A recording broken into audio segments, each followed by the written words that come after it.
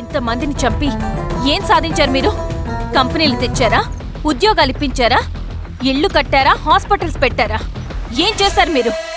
You did nothing. కడితే development, కూల్చితే విధ్వంసం.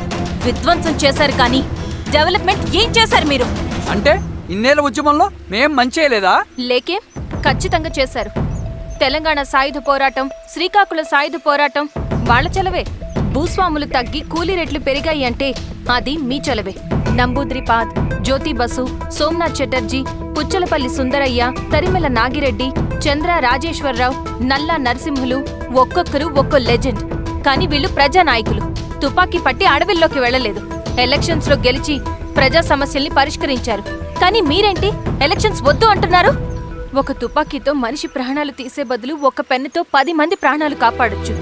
మీలాంటి వాళ్ళు ఉండాల్సింది ఎర్ర జెండా నీడలో కాదు, దేశ జెండా నీడలో.